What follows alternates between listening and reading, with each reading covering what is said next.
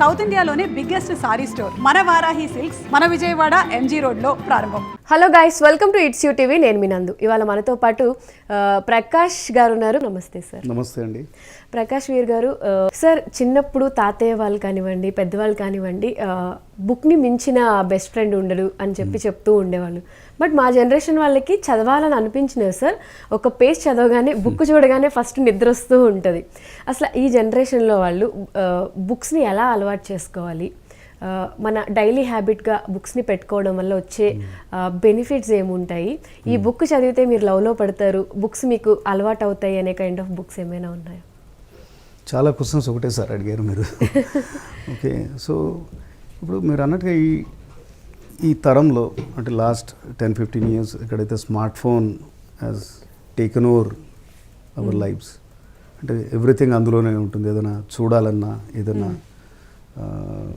అంటే దేని గురించి అని తెలుసుకోవాలన్నా క్విక్గా ఏముంటుంది, క్విక్ గ్రాటిఫికేషన్. అంటే తొందరగా చేసేది ఏంది, యూట్యూబ్లో చూడడమో, లేకపోతే ఇంకేదో ఏదైనా రీల్ రావడమో, ఇంకేదైనా అలాంటివి చూడడం, తెలుసుకోవడము. World War I గురించి తెలుసుకోవాలనుకుంటున్నారు, యూట్యూబ్ చూస్తే వచ్చేస్తుంది. పుస్తకం ఎందుకు చదవాలి, 200-300 పేజీల పుస్తకం ఎందుకు చదవాలి?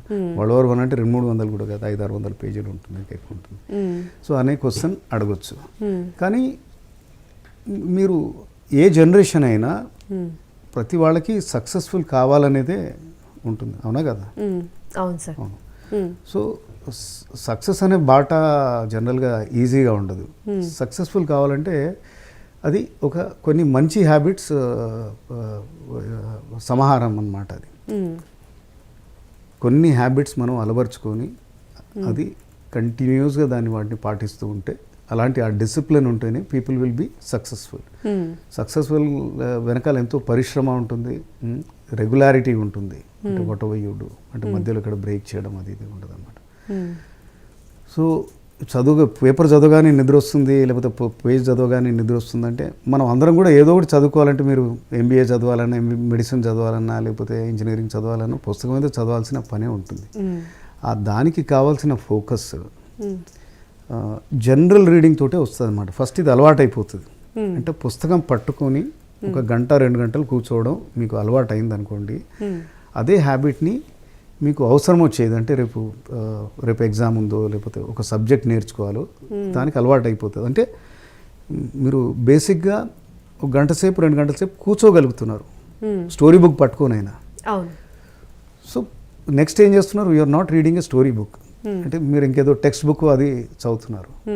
సో బేసిక్ ఫౌండేషన్ అయితే ఇక్కడ వచ్చిందనమాట. ఈ జనరేషన్లో కూడా, అంటే ఇప్పుడు వాళ్ళలో కూడా చదివే వాళ్ళు ఉన్నారు. ఐ మీన్ వాళ్ళకి అంబిషన్ ఉన్నవాళ్ళు, చదవాలని ఉన్నా కూడా సార్ అంత పేషెన్స్ రాదు. బేసిక్గా మనం ఉండే బిజీ షెడ్యూల్ కావచ్చు, ఇంకొకటి కావచ్చు, ఇంతసేపు. ఫస్ట్ నేను క్లుప్తంగా కొన్ని చెప్తానమాట, చదువు వల్ల ఉపయోగం ఏంటి, అంటే చదవడం మూలన ఒక లెక్చర్లా కాకుండా జనరల్గా ఇవి ప్రూవెన్ ఫ్యాక్ట్స్ అనమాట. ఏంటంటే మెంటల్ బెనిఫిట్స్ ఉంటాయి, వీటితోటి నాలెడ్జ్ బెనిఫిట్స్ ఉంటాయి, అట్లానే ఎమోషనల్ బెనిఫిట్స్ ఉంటాయి అన్నమాట. మెంటల్ బెనిఫిట్స్ అంటే బ్రెయిన్కి ఎక్సర్సైజ్ అవుతుంది, ఎట్లయితే బాడీకి ఎక్సర్సైజ్ అవసరమో. నేను చెప్పాను కదా, సక్సెస్ఫుల్ పీపుల్ కావాలంటే కొన్ని హ్యాబిట్స్ అలవర్చుకోవాలి. అందులో ఫిజికల్ ఎక్సర్సైజ్ కూడా. రోజు పొద్దున్నే లేచి గంట సేపు ఏదో ఒక ఫిజికల్ ఎక్సర్సైజ్ చేయని వాళ్ళు రోజంతా కూడా డీలా, నీరసం, అంటే హెల్త్ రిలేటెడ్ అవి ఉంటుంది, అట్లానే ప్రాబ్లమ్స్ ఫేస్ చేస్తారు. అలాగే మెంటల్ ఎక్సర్సైజ్ కూడా ఇంపార్టెంట్. సో చదవడం మూలాన బ్రెయిన్కి ఎక్సర్సైజ్ అవుతుంది, ఈ నర్వ్ పాత్స్ ఏవైతే ఉంటాయో అవి స్ట్రాంగ్ అవుతాయి అన్నమాట. సో మీకు తెలియకుండానే your brain will be redesigned. Okay, so then memory and focus పెరుగుతుంది చదవడం మూలాన. దెన్ అలాగే స్ట్రెస్ని చాలా రిడ్యూస్ చేస్తుంది. మీరు 1 గంట సేపు చదవండి మీకు నచ్చిన పుస్తకం, యూ విల్ గెట్ డిస్ట్రెస్. చాలామంది చేస్తారు అట్లా. ఓకే, దెన్ కాగ్నిటివ్ స్కిల్స్ అంటారు, అంటే problem solving skills, analytical skills, అట్లానే క్రిటికల్ థింకింగ్, ఇలాంటివన్నీ కూడా మెరుగవుతాయి. దెన్ నాలెడ్జ్, అంటే మీకు పుస్తకాలతోటి మీకు తెలియదంటూ ఏదైనా తెలుసుకోవాలంటే మీరు అక్కడ పోనక్కర్లేదు. ఇప్పుడు ఫర్ ఎగ్జాంపుల్ కంట్రీ గురించి తెలుసుకోవాలి, అర్జెంటీనా గురించి, అక్కడ పోనక్కర్లేదు. మీరు కల్చర్ గురించి తెలుసుకోవాలి, లేకపోతే ఏదో పొలిటికల్ సిచ్యువేషన్ ఒక 10 years బ్యాక్ ఏమైంది, లేకపోతే ఒక పర్సన్ గురించి, అబ్రహాం లింకన్ గురించి తెలుసుకోవాలి. సో ఇవన్నీ తెలుసుకోవాలంటే పుస్తకాలలో మనం వెళ్ళి, అంటే వాట్ ఎవర్ యూ వాంట్ అది మనం తెలుసుకోవచ్చు. నాలెడ్జ్ బేస్ విపరీతంగా పెరుగుతుంది. అందుకనే వెల్ రెడ్ పీపుల్ ఆర్ ఇది ఉంది కదా, నాలెడ్జ్ ఇస్ పవర్ అంటారు. సో నాలెడ్జ్ పెరిగితే నాలెడ్జ్ ఇస్ పవర్. మీరు చూడండి ఆల్ పవర్ఫుల్ పీపుల్ ఒకటి కామన్గా ఉంటుంది. బిల్ గేట్స్ అంటే డిఫరెంట్ ఫీల్డ్స్లో ఆయన సంవత్సరానికి 50 పుస్తకాలు చదువుతారు. ఆయన ఎవ్రీ ఇయర్ అండ్ తర్వాత రాస్తారు కూడా, ఏం చదివాను ఈ సంవత్సరం అనేసి ఆ 50 బుక్స్ గురించి టూకీగా రాస్తారనమాట, ఎందుకు చదవాలి ఏంది అది ఇదని. Then Barack Obama, Bill Clinton, ఇక్కడ మన దగ్గర పివి నరసింహారావు గారు, యాక్టర్స్లో కూడా చాలామంది ఉన్నారు. సో డిఫరెంట్ పీపుల్ అనమాట. ఎవరైనా ఒక టాప్ పొజిషన్లో ఉన్నారు అంటే కార్పొరేట్ వరల్డ్లో కూడా వాళ్ళు బాగా చదివి ఉంటారు. ఆ నాలెడ్జ్ అనేది వాళ్ళకు తెలియకుండానే చాలా పవర్ ఇస్తుంది అనమాట. తర్వాత లాంగ్వేజ్ చాలా ఇంప్రూవ్ అవుతుంది. ఓకే. సో ఇప్పుడు ఇంగ్లీష్ గ్లోబల్ లాంగ్వేజ్. జనరల్గా యావరేజ్గా ఒక మోస్తరుగా మాట్లాడే అతనికి బహుశా 5,000 వర్డ్స్ వెకాబులరీ ఉండొచ్చు. అనర్గళంగా మాట్లాడేవాడికి 25,000-30,000 వర్డ్స్ తెలిసి ఉంటాయి అన్నమాట. అది రోజుకు 4-5 వర్డ్స్ పికప్ చేసుకున్నా కానీ ఒక 2-3 ఏళ్లలో యూ కెన్ ఆ స్టేజ్కి వెళ్ళిపోవచ్చు అనమాట. సో వొకాబులరీ అంటే ఏ వర్డ్ ఎప్పుడు యూజ్ చేయాలనేది మీకు కరెక్ట్గా తెలుస్తుంది. వాళ్ళని మనం ఎప్పుడన్నా వింటుంటే, ఎవరన్నా మంచి వక్త మాట్లాడుతుంటే మనం ఇంకా బాగా వింటాం. కొందరి స్పీచెస్ ఏమో కన్నార్పకుండా చూస్తూ ఉంటాం, వింటూ ఉంటాం. కొందరు ఏమో అసలు జస్ట్ పాస్ ఆన్ చేస్తాం అనమాట. సో వాళ్ళకి అంటే బాగా ఆడియన్స్ని క్యాప్టివేట్ చేయగలిగే వాళ్ళకి ఉన్న ఒక పెద్ద టాలెంట్ ఏంటంటే వాళ్ళ శబ్దకోశంలో అంటే వాళ్ళ వెకాబులరీలో చాలా వర్డ్స్ ఉంటాయన్నమాట. వాళ్ళ కరెక్ట్ వర్డ్ కరెక్ట్ చోట, కరెక్ట్ సామెత కరెక్ట్ చోట, ఇట్లాంటివన్నీ వాళ్ళు చేయగలుగుతారు. తర్వాత ఇట్ బూస్ట్ క్రియేటివిటీ. చదవడం మూలాన మీ థింకింగ్ వేరే ఉంటుంది. ఇప్పుడు పుస్తకానికి ఏదైనా చూడడానికి తేడా ఏంటంటే, నేను ఇంతకుముందు చెప్పినప్పుడు World War I చూడొచ్చు కూడా, కానీ పుస్తకం చదివేటప్పుడు మీరు విజువలైజ్ చేసుకోవచ్చు, మీకు మీరే విజువలైజ్ చేస్తారనమాట.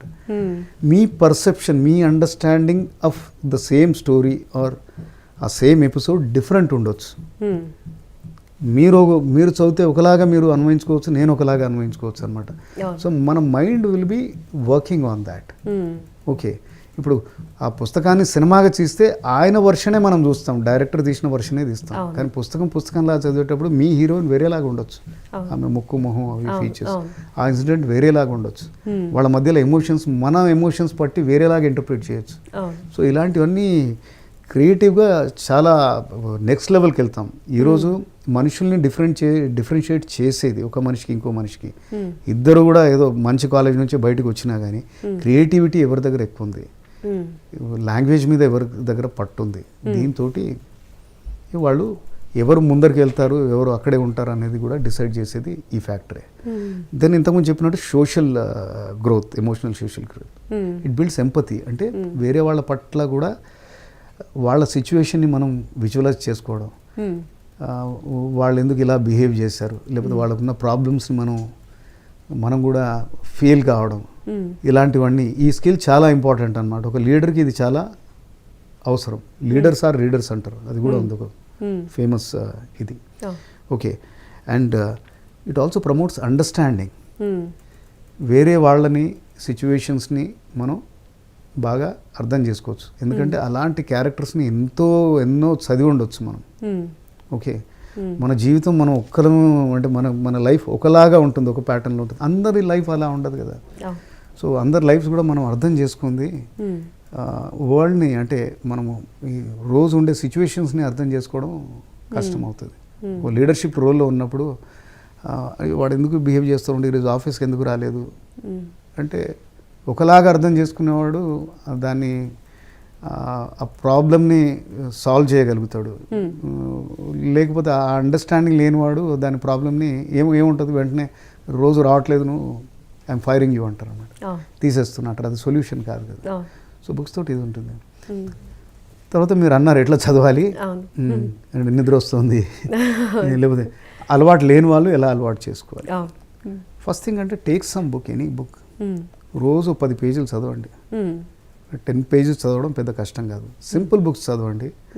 దీనికి ఎవరో ఒకరు మన సర్కిల్లో ఉంటారు చదివేవాళ్ళు బాగానే, వాళ్ళ హెల్ప్ తీసుకోండి.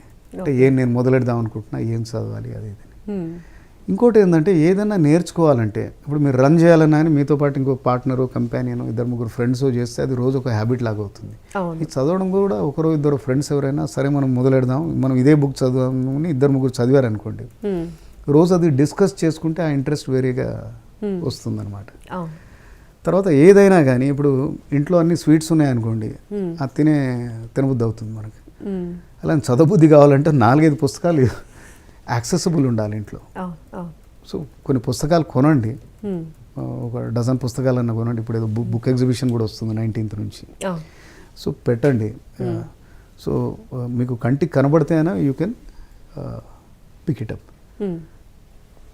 తర్వాత పెద్ద పెద్ద పుస్తకాలే చదవక్కర్లేదు, న్యూస్ పేపర్ చదివినా ఆ హ్యాబిట్ మొదలవుతుంది. ఇప్పుడు మీకు స్పోర్ట్స్ ఇంట్రెస్ట్, స్పోర్ట్స్ పేజ్ చదవండి, రోజు చదవండి. అంటే నేను అంటాను, మీరు స్పోర్ట్స్ పేజ్ ఒక 300 words చదివినా కానీ నాకు తెలిసి మీకు 10 words మీకు తెలిసి ఉండే. అందులో ఒక వర్డ్ తెలియకపోగానే వెంటనే దాన్ని అండర్లైన్ చేసి ఇమీడియట్గా మీరు దాని మీనింగ్ సర్చ్ చేసి నేర్చుకోవడం, ఎక్కడో రాయడం చేయడం చేస్తే అది it will help you gain more vocabulary.